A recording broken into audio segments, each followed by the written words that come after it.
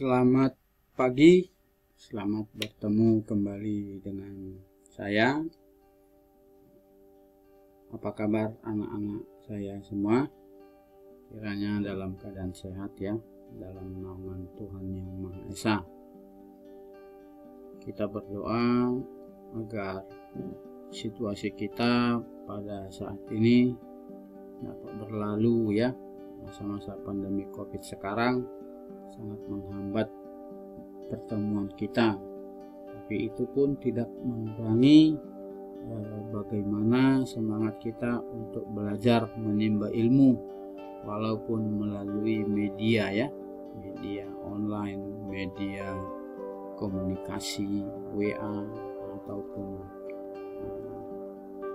Google Classroom yang mendukung dalam pembelajaran kita ya.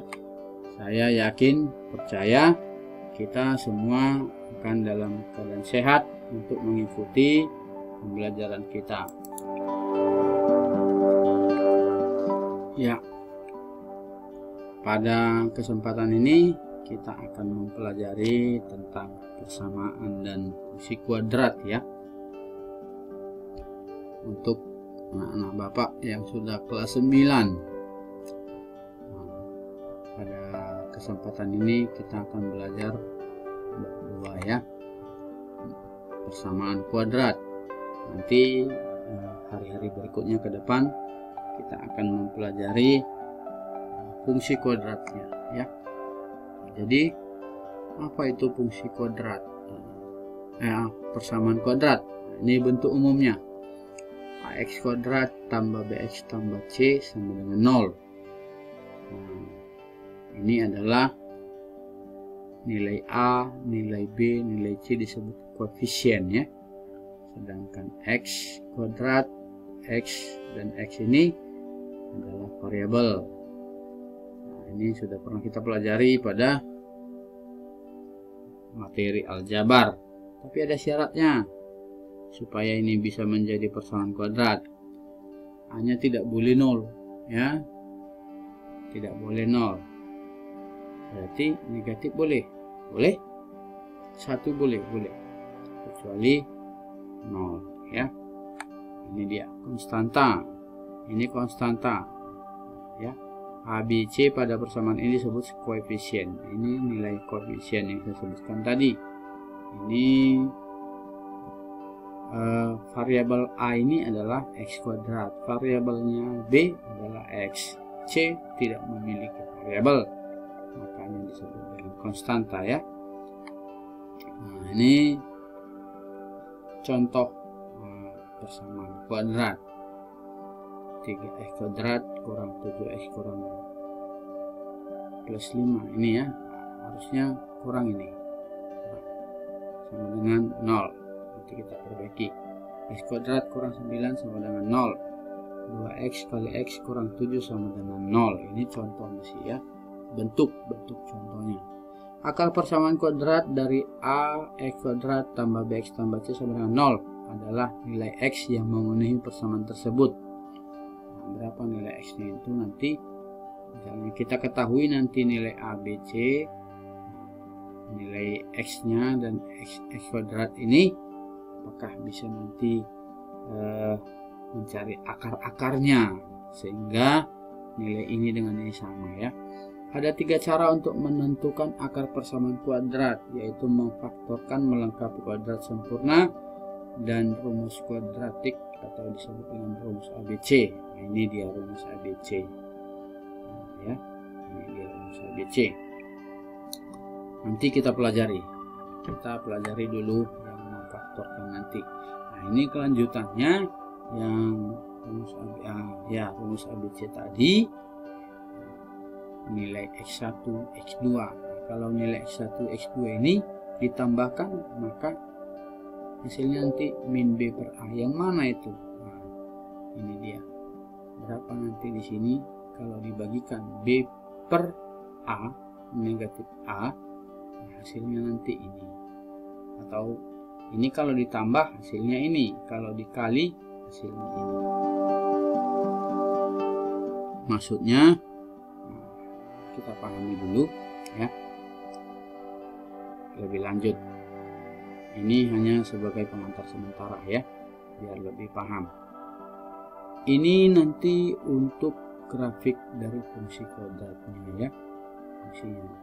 Jadi grafik itu dilihat dari diskriminannya, yaitu ini D sama dengan B kuadrat kurang 4AC.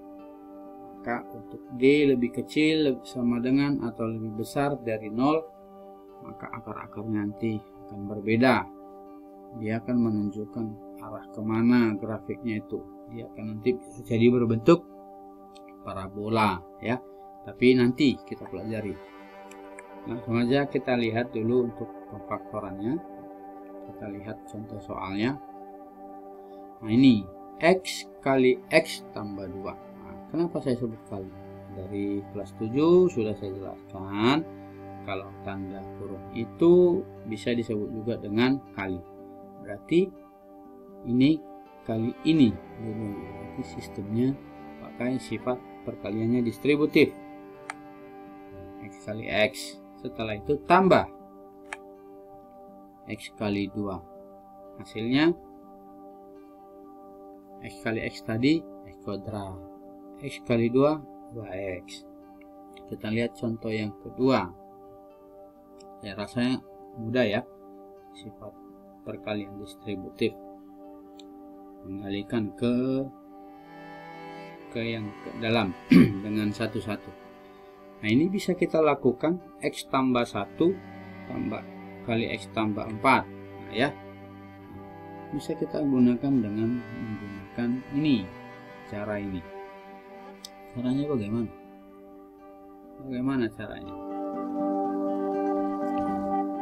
Kita ambil satu-satu. Ini nilai X ini kita kalikan ke X tambah 4, sama kayak ini. Maka hasilnya ini ya kan? Kita bentuk soalnya dulu. Yang kedua, ini 1 kalikan ini, maka nilainya ini. Setelah itu sudah sama ya bentuknya ini ya dengan ini. Nah, saya ulangi, ini dikali ini tambah ini 1 kali ini ya. Maka kita lakukan perkalian ini seperti yang nomor 1. X kali X berarti X kuadrat, X kali 4 4X, tambah 1 kali X X, 1 kali 4 4 ya, ini dia. Karena nilai ini variabelnya sama-sama X, berarti nilainya tadi berapa? 1 ya. Ini bisa kita jumlahkan menjadi 4 tambah 1 5. Kesini bisa dijumlahkan? Tidak. Kenapa? Ini variabelnya X kuadrat, sedangkan ini pangkat 1, ini juga pangkat 1. Ini tidak memiliki variabel, maka hasilnya ini dia, X kuadrat tambah 5X tambah 4. Nah, itu dulu yang dapat saya jelaskan untuk kita. Lebih lanjut nanti boleh ditanya ke Bapak melalui WA atau melalui komentar pada video ini dan melalui telepon pun, supaya lebih paham dan lebih dimengerti ya. Cukup sekian dan terima kasih.